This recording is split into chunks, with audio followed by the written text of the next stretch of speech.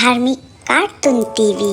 दोस्तों, मेरे चैनल को सब्सक्राइब कर दीजिए, लाइक और शेयर भी।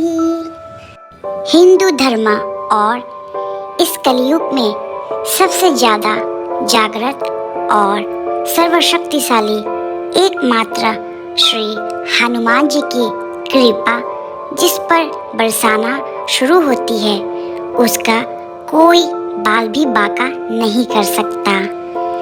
10 दिशाओं और चारों युग में उनका प्रताप है। जो कोई व्यक्ति उनसे जुड़ा समझो उनका संकट कटा।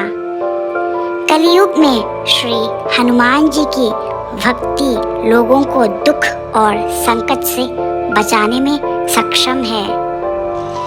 नमस्कार दोस्तों, कैसे हो आप लोग? उम्मीद करती हूँ आप लोग भी अच्छे ही होंगे।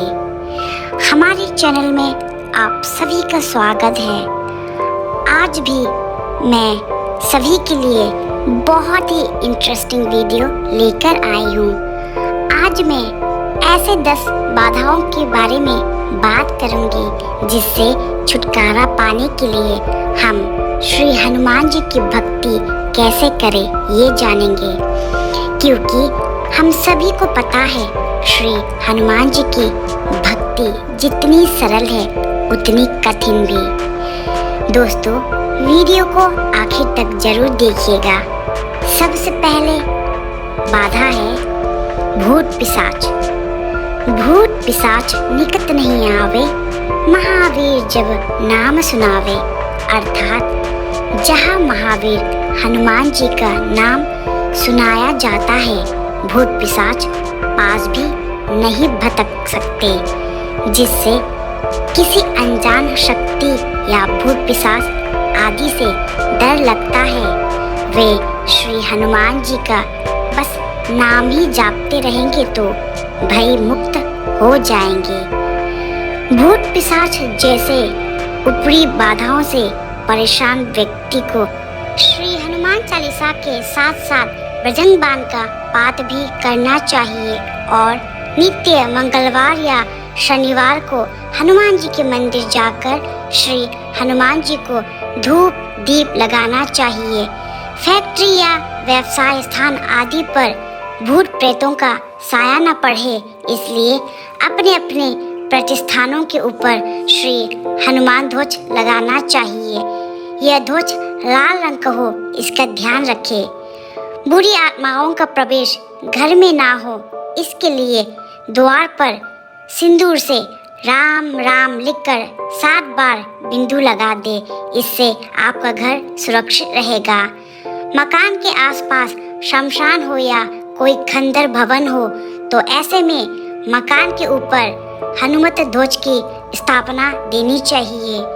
यदि आप अंधेरे में भूत प्रेत से डरते हैं या किसी प्रकार का भय है तो आप हंक हनुमते नमः का रात को सोने से पूर्व हाथ पैर और मुंह कान नाक धोकर पूर्व मिक होकर 108 बार जप करके सो जाए। कुछ ही दिनों में धीरे धीरे आप में निर्विकता के संचार होने लगेगा। दूसरी बाधा शनि और ग्रह बाधा, जिससे लगता है कि उनको शनि या अन्य किसी ग्रह की बाधा है। सारे सती अधैया या राहु की महादशा चल रही है तो घबराने की जरूरत नहीं है। श्री हनुमान जी की जिस पर कृपा होती है उसका शनि और यमराज बाल भी बांका नहीं कर सकते। आप प्रति मंगलवार को श्री हनुमान जी के मंदिर जाए और शराब या मांस के सेवन से दूर रहे। इसके अलावा शनिवार को सुंदरकांड या श्री हनुमान चालीसा पाठ करें। हनुमान चालीसा का पाठ करने से शनि भगवान आपको लाभ देने लगेंगे। शनिवार को हनुमान जी के मंदिर में जाकर श्री हनुमान जी के सामने आटे का दीपक जलाए। तीसरी बाधा रोग और शोक, नासे रोग हरे सब पीरा, जपत निरंतर हनुमत वीरा। अर्थात वीर हनुमान जी आपका निरंतर जप करने से सब रोग चले जाते हैं और सब पीड़ा मिट जाती है। यदि आपको शरीर में पीड़ा है या आप किसी रोग से ग्रस्त है तो आप श्री हनुमान बाहुक का पाठ करें। श्री हनुमान बाहुक को गोस्वामी तुलसीदास द्वारा रचित स्तोत्र है। जनश्रुति के अनुसार एक बार जब कलयुग के प्रकोप से उनका भुजा में अत्यंत पीड़ा हुई तो उसके निवारण के लिए तुलसीदास जी ने इस स्तोत्र के रचना की।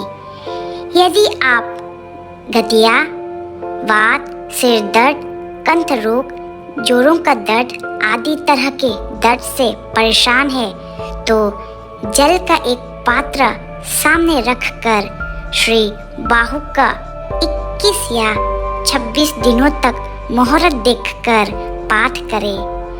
प्रतिदिन उस जल को पीकर दूसरे दिन दूसरे जल रखें। श्री हनुमान जी की कृपा से शरीर की समस्त पीड़ाओं से आपको मुक्ति मिल जाएगी। चौथा बाधा है कोर्ट कचहरी जेल बंधन से मुक्ति। श्री हनुमान जी बंधी छोर बाबा है। उनके अलावा कोई बंधी छोर नहीं है। जो व्यक्ति नित्य सुबह शाम श्री हनुमान चालीसा पढ़ता है उसे कोई भी व्यक्ति बंधक नहीं बना सकता। उस पर कारागार का संकट कभी नहीं आता। वह मानसिक रूप से बंधन से भी मुक्त हो जाता है। यदि किसी व्यक्ति को अपनी कुकर्मों के कारण कारागार यानी जेल हो गई है तो उसे संकल्प लेकर क्षमा प्रार्थना करना चाहिए और आगे से कभी किसी भी प्रकार के कुकर्म नहीं करने का वचन लेते हुए श्री हनुमान चालीसा का 108 बार पाठ करें। श्री हनुमान जी की कृपा हुई तो कारागार से ऐसे व्यक्ति मुक्त हो जाते हैं। इसके अलावा यदि आप कोई केस कोर्ट में चल रहा है तो भी आप जीत जाएंगे।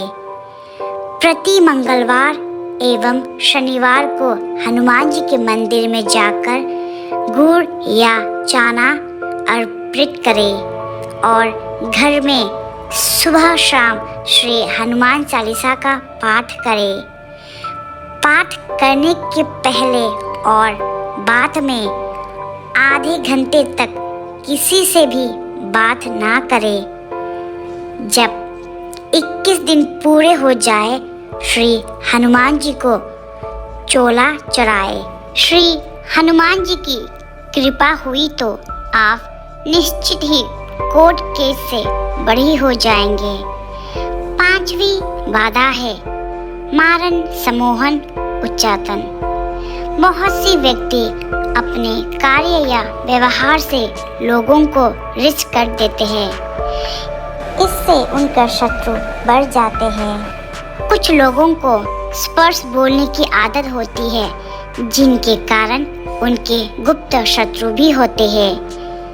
यह भी हो सकता है कि आप सभी तरह से अच्छे हैं फिर भी आपकी तरक्की से लोग जलते हो और आपके विरुद्ध षड्यंत्र रचते हो।